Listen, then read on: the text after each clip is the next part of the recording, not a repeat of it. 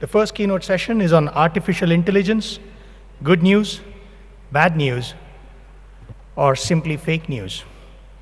We have a rock star speaker today, and it's my honor to introduce Mr. Tanmay Bakshi, or should I say Master Tanmay Bakshi, the world's youngest IBM Watson coder. He truly should be referred as a Master Bakshi for more reasons than age alone. Inspired by watching his father programming at the age of 4, he started programming and had his first app on Apple Store at the age of 9. Tanmay Bakshi, age 13. Ladies and gentlemen, age 13, is a software developer, algorithmist, honorary IBM Cloud Advisor, IBM Champion for Cloud, author of Hello Swift, author at 13. He shares his knowledge with the world through his YouTube channel, Tanmay Teaches. He is a host of IBM Facebook Live series, Watson, Made Simple with Tanmay, has taken a resolve to help 100,000 kids and beginners on their journey to innovate through coding. Supports initiatives like STEAM, Everyone Can Code, Girls Who Code, and Kids Can Code. Ladies and gentlemen, presenting to you child prodigy of today and thought leader of tomorrow, Mr. Tanmay Bakshi.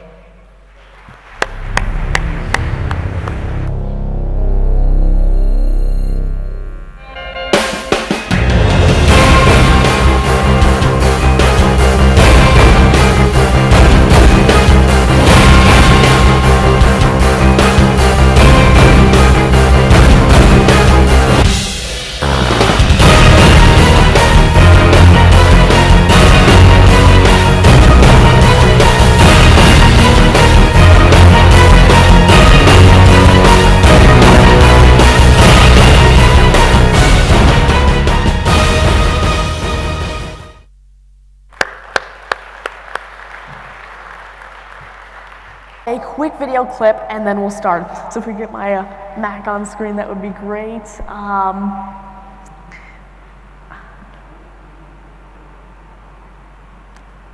Is it turning on? Okay, great. Just give me just one moment. I think it might have turned off there. Welcome to the closing general session of Interconnect 2016. Our next guest is a software developer specializing in iOS, Mac OS X, and watchOS development in Swift and Objective-C, along with Java and Python. In the meantime, please join me in welcoming to the stage Tanmay Bakshi.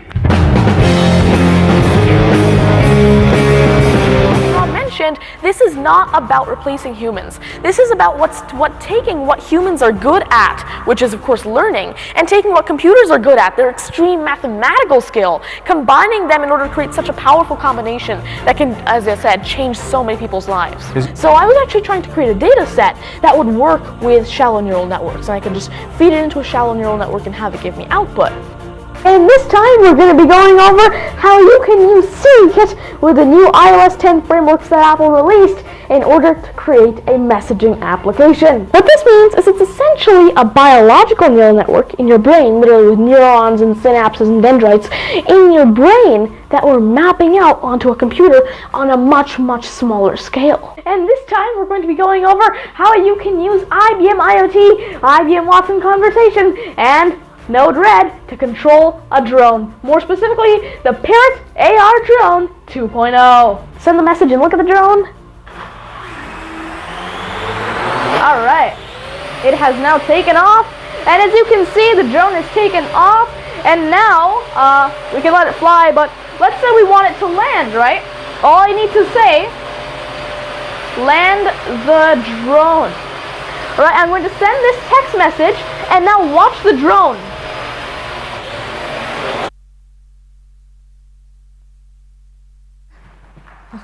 Thank you. So hi there everyone, and welcome to my keynote at NASSCOM's Big Data and Analytics Summit. I'm sure you've already been having a great time at the conference so far, and of course the next 2 days are going to be filled with a lot of fun and exciting activities, and of course there are going to be great, amazing events at this conference. Now let's start off with a little bit of an introduction about me. Starting off, my name is Tanmay Bakshi. I'm in the 8th grade and I live just outside of Toronto in Brampton, Canada. But of course, I would also like to say a big thank you to the team over at NASSCOM and President Chandrasekhar for actually inviting me to speak at this amazing event. Of course, starting off with a little bit about my background. I am a software and cognitive developer, as well as an algorithmist at Darwin Ecosystem.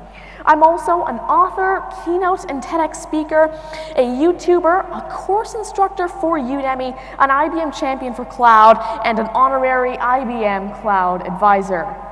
But going into a bit more detail, as I mentioned, I am a YouTuber and I have a YouTube channel called Tanmay Teaches with over 17,000 subscribers and over 137 videos. On this channel, I absolutely love to teach about topics like computing, programming, algorithms, machine learning, Watson and artificial intelligence, math, science, and of course, neural networks, which in fact I will be getting into in just a little bit. But as I also did mention, I am an author, and I've written a book called Hello Swift, iOS App Programming for Kids and Other Beginners. And as the subtitle suggests, it's basically a book for kids and other beginners to learn iOS app development through Swift from scratch. But then, this brings me to the reason that I'm actually here today. Why you're listening to me today. And of course, that is artificial intelligence. But more specifically, is AI good news for humanity? Is it bad news, or is it just all-around fake news? Well, I truly believe that artificial intelligence is most definitely good news for humanity. And in fact, in the next 30 minutes, I'm going to tell you why I believe artificial intelligence is such good news for humans.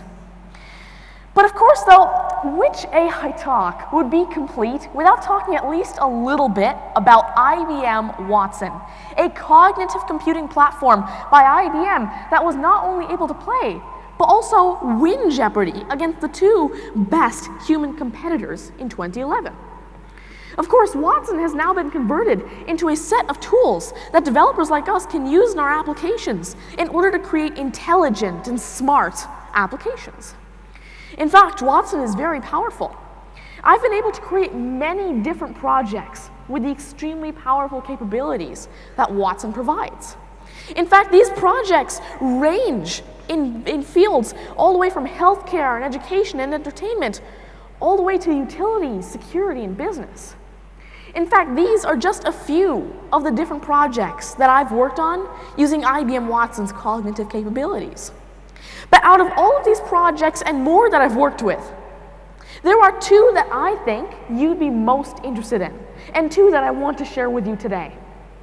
It started off with my very first IBM Watson project, Ask Tanmay, an open source NLQA, or natural language question answering system, that can answer your person, organization, and location questions. I like to call Ask Tanmay a cognitive analytics engine for big data that's gathered from search engines. What this basically means is that we're able to gather big data from huge data repositories like Google, Bing, and Yahoo, and we're able to run cognitive analytics on it to try and find natural language, unstructured answers to your natural language, unstructured queries. It's very interesting how this actually works. And of course, it's built off of IBM Watson's natural language understanding and natural language classifier services. In fact, it's actually the world's first web-based NLQA system to be powered by IBM Watson. In fact, this here is actually a flowchart of how the Ask Tanmay system actually works. We don't really have too much time to actually go into depth about how this works, unfortunately. But a quick overview is that, of course, Ask Tanmay starts off with some sort of input that the user gives to it for it to do its analytics on. And in this case, that input would be the query that the user has and the multiple choice answers to choose from. Again, these are optional because Ask Tanmay can actually answer questions that don't contain multiple choice answers. After that, Ask Tanmay will run the big data gathering step, basically. And what this is it's the search engine results summary extraction phase, where it'll go to all these search engines like Google, Bing, Yahoo, and it'll actually try and gather all the big data that it'll actually mine for answers that relate to your query. After that, of course, the candidate answer generation and answer type detection phases will be run in parallel. Answer type detection will use the IBM Watson natural language classifier service to try and find out exactly what your question is actually looking for. And candidate answer generation will actually try and find out different answers that could be the answer to your question. Then it'll go over to the named entity recognition phase. And named entity recognition will use the IBM Watson natural language understanding service to actually try and filter down the answers to only those that are actually possible to be the answer. Then, of course, it'll run some auxiliary steps like full name scoring, duplicate candidate merging, and query answer removal to basically take higher quality answers and raise them to the top of the list, and lower quality answers will get further down in the list. After that, finally, it'll use a custom deep learning algorithm that uses custom natural language processing to score all the hypotheses that it has, and after that, it will, of course, give the top 5 answers to the user for them to choose which one is actually correct. That's actually a quick, brief overview of how Ask Tanmay actually works. But next, there is another project, another Watson project, that I think you'd find very interesting. This Watson project is called Tandro. Tandro stands for Tanmay's drone. The basic point is that you should be able to co-pilot a Parrot AR drone 2.0 using text message, more specifically using a chatbot via a text message gateway. This is very interesting how this works. In fact, it's actually so interesting to the point that I was actually live demoing a drone on stage for the very first time just a few weeks ago in San Francisco. And you can actually see me keynoting here with Jeff Lawson, the CEO of Twilio, at their Signal 2017 conference. And so I was actually able to demo the Tandro system there and how exactly you can actually co-pilot a drone using text message via a chatbot powered by Watson Conversation. But going into a bit more detail, how this actually works is you are able to text message a phone number with your commands that you want the drone to execute. For example, take off, you can land, you can rotate, you can go up, down, left, right, forward, or backward, whatever you want to do, and the drone will execute that command. The best part is, again, remember, this is AI, this is cognitive. You can phrase your message however you'd like to. You can say take off, fire up the engines, lift off, whatever you might want to, and it will understand the intent behind your message, and it'll then execute that action on the drone accordingly. In fact, the best part about this is that not only can you send information to the drone, you can actually receive information from the drone. There's actually a structured JSON data stream coming from the drone to the chatbot's context variable. What this means is the chatbot is quite literally contextually aware of the drone's existence and a lot of information about the drone. And so what you can do is you can actually query the drone, query the chatbot for some information about the drone that data stream has using an unstructured query. Quite literally, you are querying a structured data set with an unstructured query. For example, you can ask it for battery, altitude, accelerometer, gyroscope, magnetometer, and so much more data through a natural language interface. It's very interesting how Tandro works, and again, this is just one example of how something even more practical than this could be implemented with systems like Watson Conversation and Twilio. In fact, I also have a dedicated playlist to IBM Watson on my YouTube channel called Tanmay Teaches Watson. And I'm also the host of an IBM Facebook Live series called Watson Made Simple with Tanmay, where I show you how you can integrate IBM Watson's cognitive capabilities in your applications on a variety of different platforms, whether it be mobile, web, or desktop, whether it be Swift or Node.js or Java. I show you how you can mash up these different Watson services to create very powerful and practical use cases and applications for your users, to create intelligent applications for them. But of course, for Watson to be this powerful, it needs an even more powerful backend to work with. And not any machine learning algorithm can power a system like Watson. It has to be a special machine learning algorithm, deep machine learning. You probably have heard of this as deep learning. And I haven't just worked with deep learning through this very convenient Watson gateway. I've also worked with deep learning through my own custom implementations of the code. In fact, I've also worked with deep learning in fields, again, ranging all the way from healthcare, education, and entertainment to utility, security, and business. Again, these are just a few of the different projects that I've worked on with deep learning capabilities embedded in them. But out of these, there are two main projects that I think, again, you'd be very interested in. And in fact, it starts off with entertainment. Of course, entertainment's a great field. AI can be implemented in a lot of different ways. But instead of me telling you about my first project with deep learning in the entertainment field, Make Your Own Mozart, I'd like you to listen to it instead.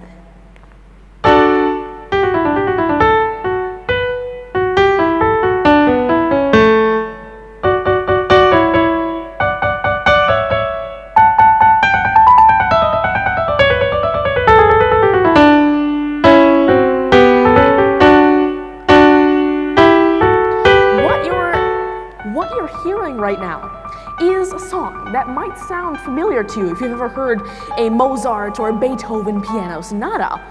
But if you think this was composed by Mozart or Beethoven, unfortunately I'd have to tell you that no, this piece was not composed by either Mozart or Beethoven. This piece was actually composed entirely by a neural network. That's right, AI is actually learning to be creative now. It's actually very interesting how a system like this works. In fact, I'd like to tell you a little bit more about this. The real heart and soul behind Make Your Own Mozart is an LSTM-RNN, or a long short-term memory recurrent neural network. You don't necessarily need to know what this means, but basically, LSTMs are a special type of neural network that were built from the ground up, dedicated towards understanding and generating time series of data. In fact, what I'm able to do is feed in 69 of Mozart's piano sonatas and 114 of Beethoven's piano sonatas into this LSTM, and the LSTM learns everything about music. I do not give it anything to start off with. It learns how to generate valid music notation. It learns how to actually, for example, repeat the chorus every time. It learns what types of notes come after other types of notes. It learns all of the complexities and the abstractions of music, and then it's able to generate its own new, original pieces for us to work with. And in fact, what you just heard was one of the first songs that it actually ever created after listening to these songs for only about 6 to 7 hours. It is really interesting, again, how these LSTMs can be used in so many different fields. But you're probably wondering then, well, sure, I've created Make Your Own Mozart that allows you to generate music, but why? Why did I create Make Your Own Mozart? Well, then again, why is Google Brain's team dedicating a significant amount of their time and resources to a project called Magenta? And Magenta is actually a project by Google Brain that's dedicated to generating art via neural networks, art being pictures, paintings, and music. Well, think about this. Magenta, of course, is trying to advance neural network algorithms. But there's more practical use cases for these as well. For example, I am a YouTube content creator. I create YouTube content, and I don't want to use copyrighted music, but I also definitely don't want to use royalty-free music because that's been overused too much. What do? Well, I take that royalty-free music that I have the right to, and I actually go ahead and feed it into Project Magenta or my Make Your Own Mozart system. And it eventually learns everything about this music and starts to generate its own new original sounding music based off of that royalty-free music that, again, I've got the rights to and that I can use in my applications. But then you're saying, well, that's not good news for humans. We're replacing humans. We are replacing these great artists like Mozart and Beethoven. How is that good news? That's just creepy. Well, think about this then. This system was trained by humans. It learns to imitate great artists like Mozart and Beethoven and create pieces that sound as if they were composed by either of those great artists. It's not the other way around. The AI is not teaching humans. And plus, the AI is not creating my YouTube content. It's augmenting my ability to create better YouTube content for my subscribers that they can learn from. And again, this is just one small example of how an application like this can be used in our everyday lives. But now, though, I'd like to take you to another field of AI. In fact, this field in AI is one where I believe AI has been used the most to augment and amplify human skills and capabilities. And this field is, of course, healthcare. In fact, I'm actually part of a project that is very close to my heart, and it's called the cognitive story. The basic point of the cognitive story is to augment the lives of people, and to do this through the power of cognitive. In fact, this project is actually a collaboration effort between Darwin Ecosystem, IBM, Not Rocket Science, and me. The first chapter in this cognitive story is to help those with disabilities and special needs to allow them to live better, fuller, and easier lives. In fact, I'd now like to play a quick video clip describing Boo's story, the girl behind the first chapter of the cognitive story and the cognitive story itself.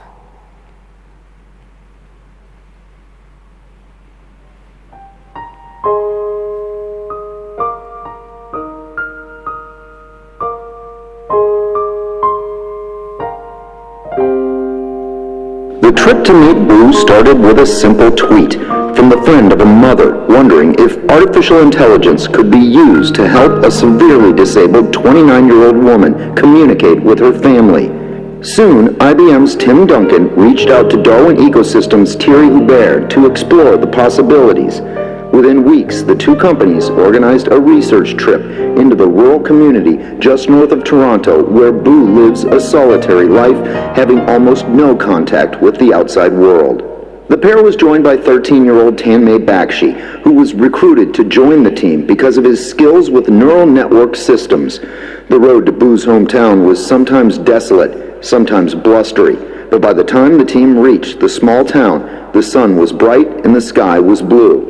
It's not home to many, a hamlet like many others, but in this borough, the developers were coming to see just one resident.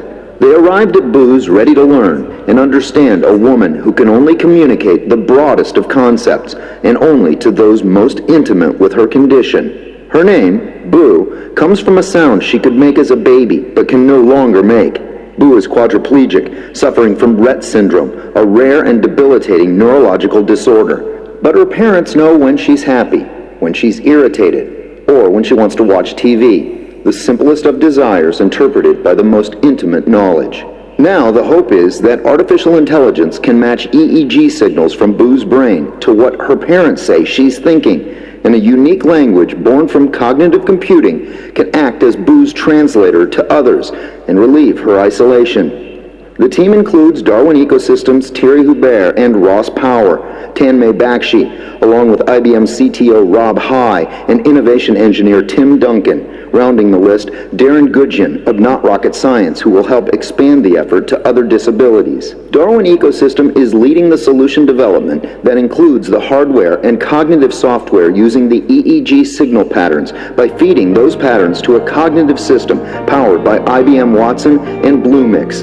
And that interpretation may become Boo's unique AI dialect.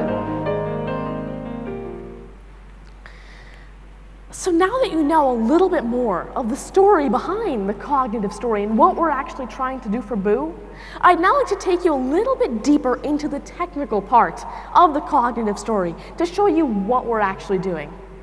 Of course, it starts off with the data that we're able to collect from Boo to try and decipher and translate into what she's actually trying to convey. The way that we decided to go about and do this is through EEG brainwaves. In fact, you can actually see a prototype version of the headset that's actually going to be gathering these EEG brainwaves from Boo. But of course, once I've gotten these EEG brainwaves, it's then my part, my responsibility, to actually incorporate deep learning algorithms to make sense of and understand those brainwaves, and to basically translate it into what she's actually trying to convey so that she can actually try and communicate. But of course, deep learning is just a huge umbrella term. Deep learning could mean a lot of different types of neural networks. However, one that I'm currently working on right now is, of course, the LSTM neural network. That's right, the exact same algorithm that's powering music generation in the entertainment field is now powering giving communication to those who cannot communicate naturally in the healthcare field. So what I'm basically doing with these long short-term neural networks is I'm taking this time series of data. Every 1 second, I'm getting 250 data points from this headset. That means every 250th of a second, I'm gathering 16 values from this headset. Multiply those two values together, and you see that every second I'm getting 4,000 individual values. LSTMs were designed to crunch these types of numbers. And that's because they handle time series and quantitative data. Because think about this. So you've got 1 second data, meaning 250 data points. Each data point containing 16 values, okay? The LSTM will find patterns not only within each data point, it'll also find patterns across data points and across elements in those data points. It's generally really interesting how these LSTMs work and how you're able to use them to quite literally understand EEG brainwaves. But then you're probably wondering, well, how are we going to train a supervised learning system that's powered by neural networks if we can't understand Boo? Wouldn't we use an unsupervised learning algorithm? Well, no. You missed something. There is someone who can understand Boo, and that is her mother. Boo's mom is her intimate interpreter. She can understand the very broad concepts that Boo tries to convey, and with her help, we're going to live label this training data as it's gathered from the headset to actually train these LSTM neural networks. But I do know, though, that a lot of you here are developers. And so you're probably wondering, well, that wasn't enough. I want more. I want to hear more technical stuff. You want to get to the nitty-gritty of the cognitive story. But unfortunately, we don't really have much time for that today. But this announcement is definitely going to be very exciting. The Cognitive Story project is actually 100% open source. It's completely open source from all ends of the spectrum, it's from A to Z completely open source. Whether it be the cognitive code that actually tries and understands the EEG brainwaves coming from the headset, whether it be the actual headset schematics, the 3D printed headset schematics, or whether it even be the data gathered from the headset. It's all open source, and we welcome you to contribute to the Cognitive Story, whether it be helping us gather more data, helping us create a more comfortable headset for Boo so she's more comfortable in her everyday day-to-day life, or whether it be helping us develop better cognitive code to develop much more accurate deep learning systems. We also welcome you to, of course, learn from this cognitive code that we're creating, learn from this entire project that we're making available to you. And of course, we invite you to use this project and use this code that we're giving to you on anybody else that you think may benefit from this code, and anybody else that you think might, of course, take something away from using this project. And of course, if you'd like to be notified about updates about the Cognitive Story, you can do that at thecognitivestory.com. And of course, we'd be glad to get in touch with you, and of course to collaborate, whatever else it might be. But of course, though, that sums up what I had to say about the Cognitive Story and how we're using the power of cognitive to live better lives. And so hopefully in the past 30 minutes, I've been able to convince you as to why I believe that artificial intelligence is most definitely good news. And of course, whether it be answering your questions quicker, or whether it be controlling a drone via text message, whether it be creating and generating music, or whether it be giving communication artificially to those who cannot communicate naturally. I'm sure that you agree that artificial intelligence is already such an integral part of our daily lives that it is already our present and will most definitely expand and grow exponentially in the future. Thank you very much. That's what I had to go over today. I really do hope you were able to learn something from this talk, or maybe, of course, enjoyed this talk. If you'd like to get in touch, please do on any of the following social media. I think we might have around a minute for a Q&A. If you'd like to ask me any more questions, though, you can actually ask me outside. I'd be glad to answer them. And if you'd like to ask me any more questions, you can actually ask them to me on social media. I will be here I will be here today, and I will be here tomorrow as well, because I've got a workshop, so I'd be glad to answer your questions. But I think we've got a few more seconds left, so if anybody has any questions, please do ask them. I'd be glad to answer your questions. Just put your hand, oh yes, I think you have a question. So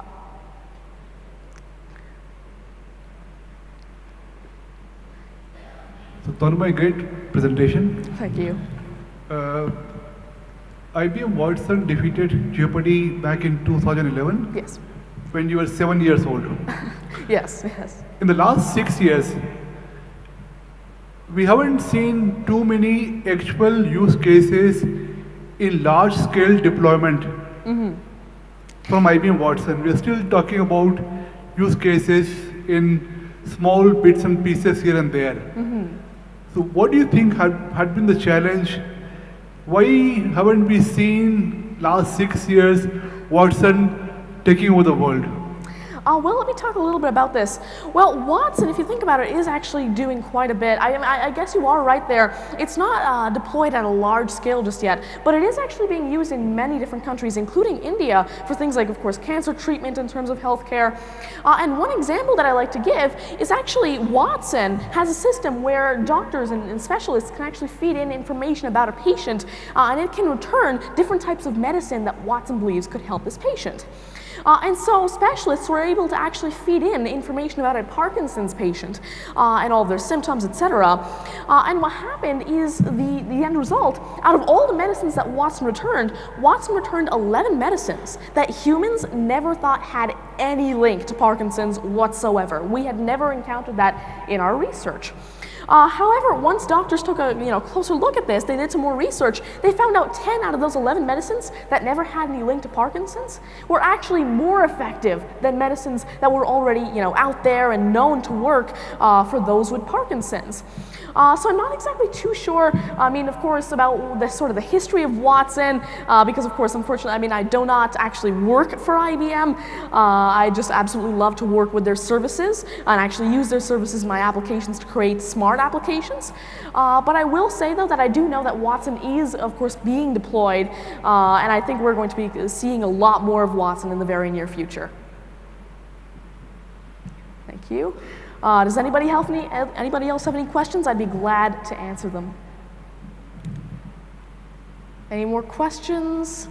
No? Oh, yes, I see a question there.